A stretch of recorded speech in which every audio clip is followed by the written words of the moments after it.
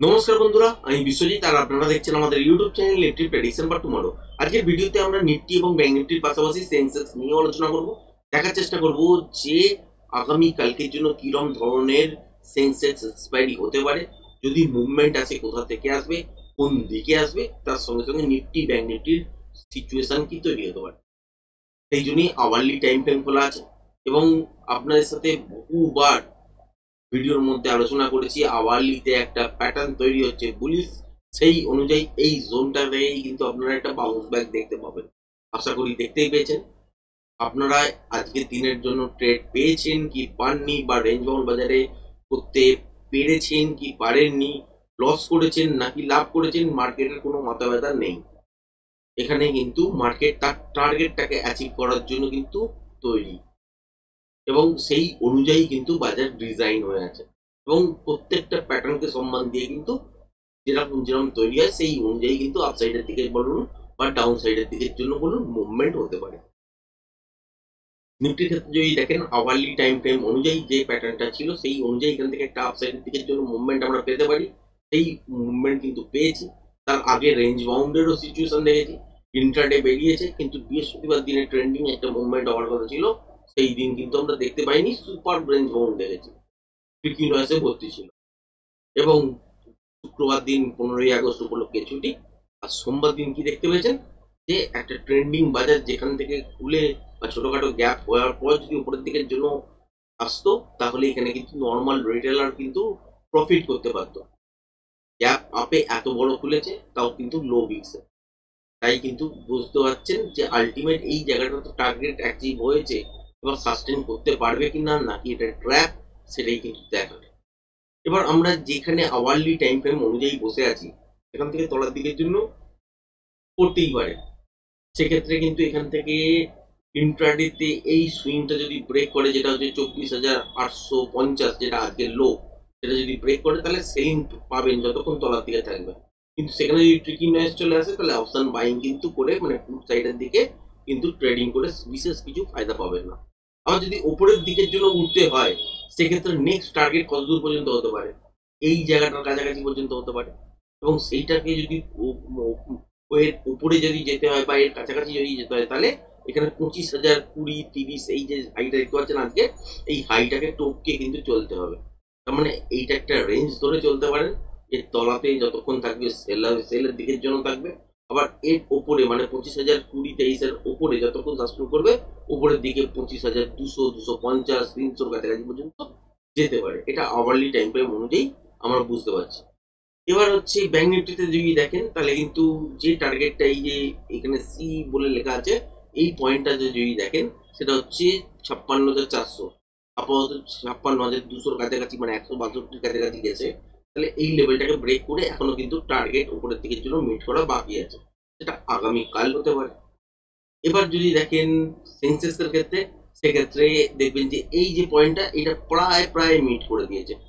10 point, 20 point, 50 পয়েন্টের হয়তো 19-20 থাকবে, কিন্তু এছাড়া যদি দেখেন এর কাছাকাছি প্রায় কিন্তু চলে এসছে।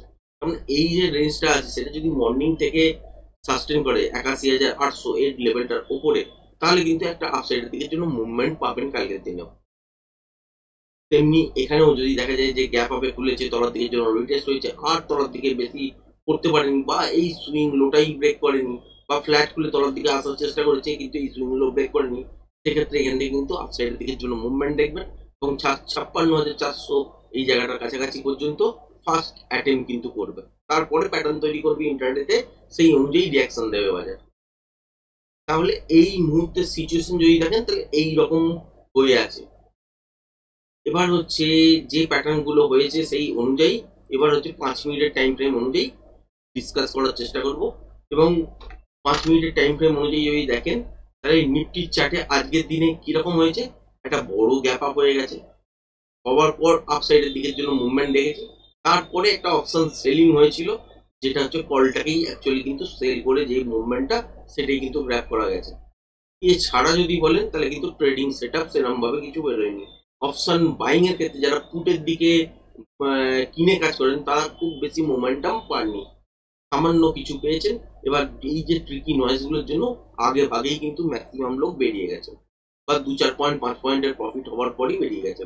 তারপর তার ট্র্যাপও হয়েছে, কারণ নেক্সট বার আবারও ট্রেড করতে গেছে, যে তলার দিকের জন্য করছে সেই জন্য করতে গেছে, সেখান থেকে যখন বাউন্স ব্যাক হয়েছে ভয়ে কিন্তু কেটে গেছে, মানে যেটুকুনি লাভ ছিল সেটা আবার লসে কনভার্ট করে দিয়ে গেছে। এটাই কিন্তু আগের দিনের সিচুয়েশন। এবার কালকের দিনের জন্য কি হতে পারে, এই রেঞ্জটাকে কিন্তু ফলো করবেন।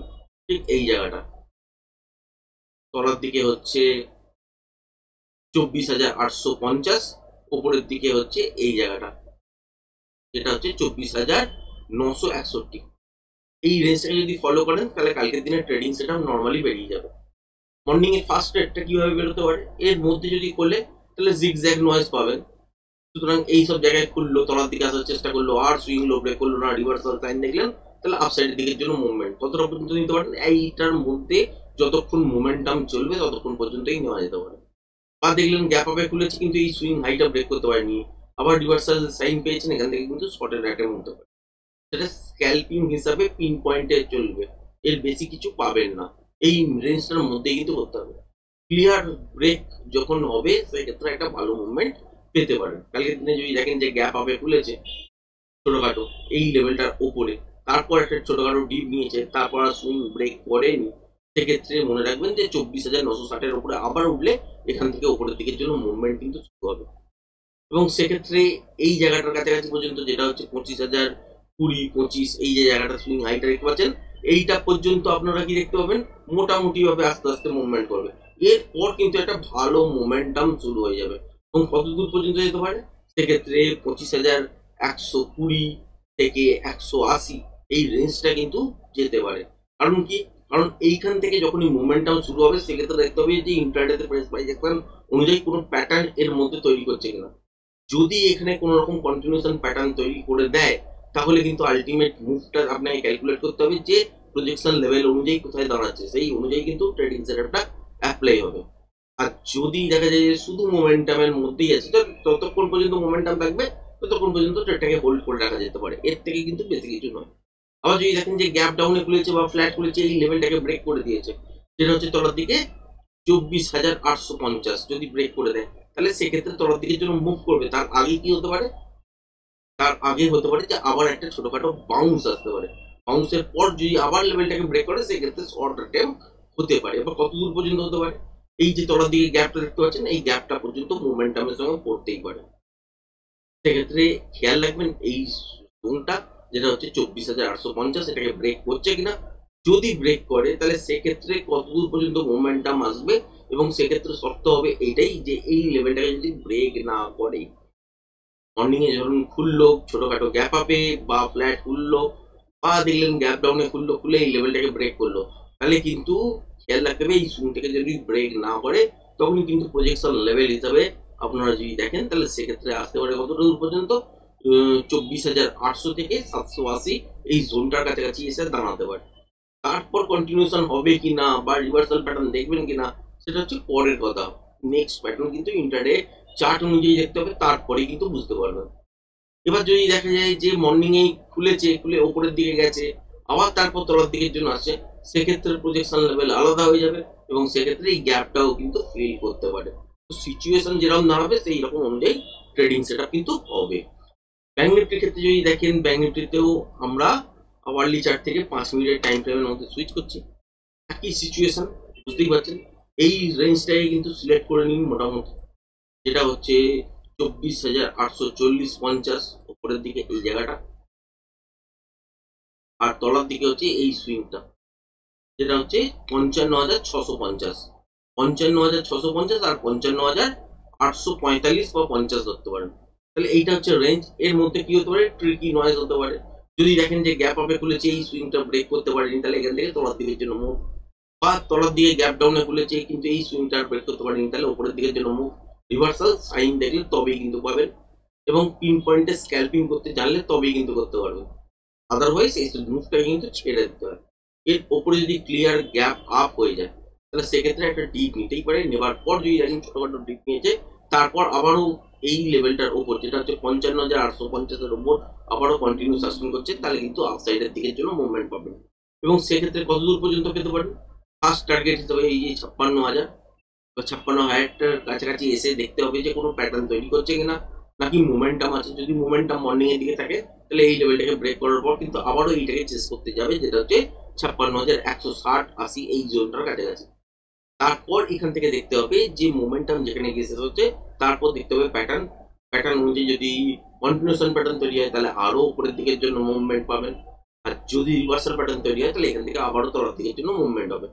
প্যাটার্নটাকে আইডেন্টিফাই করার পর আপনাকে দেখতে হবে যে বাজারের মধ্যে প্রজেকশন লেভেল ড্র করতে হবে। এই ড্র করার পর ইয়ার জেড লেভেল সেট করতে হবে যে অ্যাকচুয়াল মুভ কতদূর পর্যন্ত আসবে। তারপরে কিন্তু নয়েজ যদি না থাকে তখন কিন্তু ট্রেডিং সেটা ওপেন হবে। এটাই কিন্তু কাজ অপশন বায়ারদের জন্য। এবার যদি সেলের দিকে যদি দেখেন তাহলে এই রেঞ্জটাকে ব্রেক করে গ্যাপ ডাউনের সঙ্গে খুলতেই পারে। খোলার পর যদি দেখেন যে আপসাইডের দিকের জন্য বাউন্স করেছে তাহলে ওয়েট করতে হবে আবারও লেভেলটাকে ব্রেক করার জন্য। যদি ব্রেক করে দেয় 55,645-50 এই জোনটাকে ব্রেক করে কন্টিনিউ যদি শাসন করে তাহলে এখান থেকে তলার দিকের জন্য মুভমেন্ট পাবেন। এবার যদি দেখেন যে মর্নিংয়েই এই লেভেলটাকে ব্রেক করে দিল, মানে গ্যাপ ডাউনের সঙ্গে খুললো বা ফ্ল্যাট খুলে তলার দিকের জন্য হলে এই লেভেলটাকে ব্রেক করে দিল, সেই ক্ষেত্রে কতদূর পর্যন্ত আপনারা মুভমেন্ট তলার দিকের জন্য পেতে পারেন। সেক্ষেত্রে প্রজেকশন লেভেল তখনই ড্র হবে এবং এই লেভেলটাকে ব্রেক করা মাত্র মোটামুটি মনে রাখবেন এই জায়গাটার কাছাকাছি, যেটা হচ্ছে 56,420-430 এই জোনটার কাছাকাছি কিন্তু বাজারের কিন্তু টার্গেট হয়ে যাবে। এবার যদি দেখা যায় যে এইটাকে আর সুইং লোটাকে ব্রেক করেনি তাহলে এই লেভেলটাকে ব্রেক করার পর কিন্তু উপরের দিকের জন্য এর কাছাকাছি, যেটা হচ্ছে 56,120 থেকে 180 এই জোনটার কাছাকাছি পর্যন্ত টার্গেট উপরের দিকের জন্য করবে। এর ওপর যাবে কিনা সেটা ইন্টারডেতে প্রেস প্রাইস অ্যাকশন অনুযায়ী প্যাটার্ন দেখতে হবে যে অ্যাকচুয়ালি কি প্যাটার্ন তৈরি হচ্ছে। তারপরেই কিন্তু নেক্সট মুভের জন্য ভাবতে পারবেন। প্রথম মুভটা যেরকম ভাবে হতে পারে সেটা আপনাদের সাথে শেয়ার করে দিলাম, এবং দ্বিতীয় মুভটা আপনাকে ইন্টারডে প্রেস প্রাইস অ্যাকশন দেখতে হবে, তারপরেই কিন্তু ডিসাইড করতে পারবেন। তার জন্য লাইভে আমি আসি এবং আপনাদের সাথে শেয়ারও করি যে অ্যাকচুয়াল কি সিচুয়েশন, সেই অনুযায়ী কি করা যেতে পারে।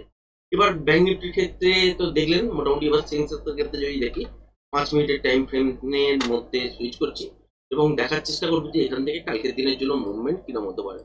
তলার দিকে যদি আসতে হয় তাহলে তলার দিকে এই সুইংটা দেখতে পাচ্ছেন, এই সুইং লোটা যেটা হচ্ছে 81,200, এটাকে যদি ব্রেক করে চলতে শুরু করে তলার দিকের জন্য গ্যাপ পড়েই আছে, সেটাকে ফিল করতেই পারে। আর যদি সেটা না করে তাহলে উপরের দিকের জন্য এই সুইং হাইটা খেয়াল রাখবেন, যেটা হচ্ছে 51,520 এই জায়গাটা। 520 না, আর একটু উপর হবে, মোটামুটি 532 এই লেভেলটার উপরে যদি কন্টিনিউ জাস্টিং করতে শুরু করে তাহলে এই যে হাইট আছে 81,773, এটা কিন্তু চেস করবি, এর উপরেও কিন্তু মোমেন্টাম হতে পারে। এবার যদি দেখেন যে মর্নিং এ বাজার খুলেছে ফ্ল্যাট বা ছোটখাটো গ্যাপ আপ করার পর তলার দিকে আসার চেষ্টা করেছে কিন্তু ব্রেক করতে পারেনি, তাহলে কিন্তু এখান থেকে উপরের দিকের জন্য মুভমেন্ট হবে। স্ক্যাল্পিং কোথায় করবেন? এই জোনটার মধ্যে কিন্তু স্ক্যাল্পিং হবে। যারা যারা পিন পয়েন্ট স্ক্যাল্পিং জানেন করতে তারাই অ্যাটেম্প করবেন, আদারওয়াইজ কিন্তু এই জোনটাতে কিন্তু কেউ ট্রাই করতে যাবেন না, কারণ এটা হচ্ছে এমন একটা জোন যেখান থেকে বাজারের মধ্যে মুভমেন্ট যে কোনো সময় কিন্তু বাজার ট্র্যাক করতে পারে। সুতরাং এইখানে হচ্ছে পিন পয়েন্ট স্ক্যাল্পিং এর জায়গা। যদি দেখলেন যে ফ্ল্যাট খুললো বা ছোটখাটো গ্যাপ ডাউনে খুললো, এই সুইং লোটা ব্রেক করলো না, রিভার্সাল সাইন পেলেন, তাহলে এখান থেকে কিন্তু ট্রেড ইনিশিয়েট হবে এবং উপরের দিকের জন্য মুভমেন্ট হবে। রিভার্সাল সাইন দেখলে তখনই কিন্তু মুভমেন্ট আপনাকে কিন্তু ক্যাপচার করার জন্য এগিয়ে আসতে হবে। আর যেখানে গিয়ে দেখবেন যে মুভমেন্টাম লস হচ্ছে এর মধ্যে, সেখানে গিয়ে এক্সিট করতে হবে। সেটা হতেই পারে যে এইখানে গিয়ে মুভমেন্টামটা লস হতে শুরু করলো, তাহলে ডাইরেকশন ওয়াইজ হয়তো উপরের দিকের জন্য দেখতে পাবেন, আলটিমেট কিন্তু আপনার প্রিমিয়াম বাড়বে না, উল্টোর দিকে কিন্তু হবে, থিটার এফেক্টে প্রিমিয়াম কিন্তু কমতে থাকবে।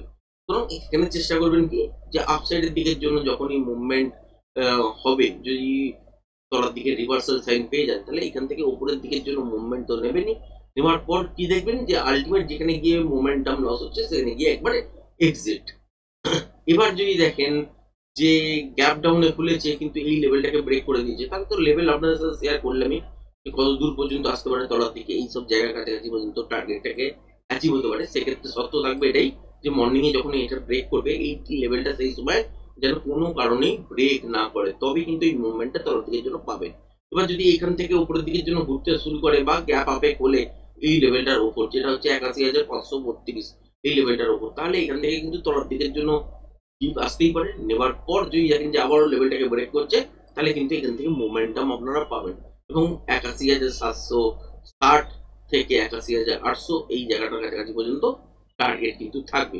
এবার ইন্ট্রাডে ফ্রেশ প্রাইজেকশন অনুযায়ী দেখতে হবে যে 11টা 11:30টার মধ্যে যদি মুভটা কমপ্লিট হয়ে যায় তখন কি প্যাটার্ন তৈরি হচ্ছে নেক্সট ট্রেডের জন্য, সেটা দেখার পরেই কিন্তু ডিসিশন নিতে পারবেন যে এখানে রিভার্সাল প্যাটার্ন তৈরি হচ্ছে কিনা নাকি কন্টিনিউশন প্যাটার্ন তৈরি হচ্ছে। যদি কন্টিনিউশন প্যাটার্ন উপরের দিকের জন্য তৈরি হয় তাহলে আরো উপরের দিকের জন্য নেক্সট মুভটা পাবে। আর যদি রিভার্সাল প্যাটার্ন তৈরি হয় তাহলে এখান থেকে তলার দিকের জন্য মুভমেন্ট আসবে। সেক্ষেত্রে আবারও জানেন যে প্রজেকশন লেভেল ড্র করতে হবে, তারপরে টিয়ার সেট লেভেল সেট করতে হবে, তারপরে কিন্তু টার্গেট দেখার পর আপনাকে কিন্তু ট্রেডিং সেটআপের মধ্যে অ্যাক্টিভেট হবে। যদি নয়েজ না থাকে তাহলে অপশন বায়াররা সেই সময় অ্যাক্টিভ হতে পারেন, আর যদি নয়েজ থাকে তাহলে অ্যাক্টিভ হওয়ার কিন্তু কোনো চান্স থাকবে না। আবার যদি মর্নিংয়েই দেখা যায় যে এই লেভেলটাকে ব্রেক করেছে, করে একটা বাউন্স নেওয়ার চেষ্টা করেছে কিন্তু সাস্টেন করতে পারেনি, আবারও লেভেলটাকে ব্রেক করেছে, তাহলে কিন্তু এখান থেকে তলার দিকের জন্য মুভমেন্ট আপনারা পাবেন। শর্ত কি, ওপরের দিকের যে সুইং হাইটা আছে সেইটা সেই সময় যেন ব্রেক না করে, তবেই কিন্তু বড় মুভমেন্টটা পাবেন। আদারওয়াইজ এই লেভেলটাকে ব্রেক করার পর এইখান থেকে কিন্তু মধ্যিখানে কোনো একটা জায়গা থেকেও কিন্তু উপরের দিকের জন্য মুভ করতে পারে। কেন করতে পারে? কারণ এগুলো বিভিন্ন ধরনের প্যাটার্ন অ্যাজম্পশন করা আছে। কারণ এই মুহূর্তে যেরকম ধরনের সিচুয়েশন হয়ে আছে এখানে দুটো প্যাটার্ন তৈরি হতে পারে, কিন্তু কোনটা হবে সেটা দেখার পরেই কিন্তু আপনি বুঝতে পারবেন, তার আগে কিন্তু বুঝতে পারবেন না। সুতরাং বাজার এমন জায়গায় কনফিউশন জোনে বাজার গিয়ে বন্ধ করে এক একটা সময়, তো সেখানে গিয়ে ডিসিশন নিতে কিন্তু অসুবিধাই হয়। সেই জন্য টেকনিক্যাল নলেজ কিন্তু খুবই দরকার এই ট্রেডগুলো ইন্ট্রাডেতে ম্যানেজ করার জন্য, আদারওয়াইজ কিন্তু সম্ভব নয়। এবং আপনারাও ভালো করে এতদিনে আশা করি জেনে গেছেন যে মার্কেটে লস হলে কেমন হয়, এবং টেকনিক্যাল ছাড়া কিন্তু কোনো উপায় নেই যে আপনি এখান থেকে ইন্ট্রাডে করে রেগুলার বেসিস একটা ইনকাম জেনারেট করবেন। টেকনিক্যাল মাস্ট, তবেই কিন্তু এগিয়ে যেতে পারবেন। আদারওয়াইজ এই ইন্ট্রাডে ডেলিভারি যাই বলুন না কেন কোনো কোনো সময় তুক্কায় চলবে, আদারওয়াইজ রেগুলার বেসিস ইনকাম যদি ভাবেন তাহলে কিন্তু সম্ভব নয় যতক্ষণ না টেকনিক্যালরা আপনারা শিখবেন। যাই হোক, আজকের ভিডিওটা এই পর্যন্তই রাখলাম। ধন্যবাদ।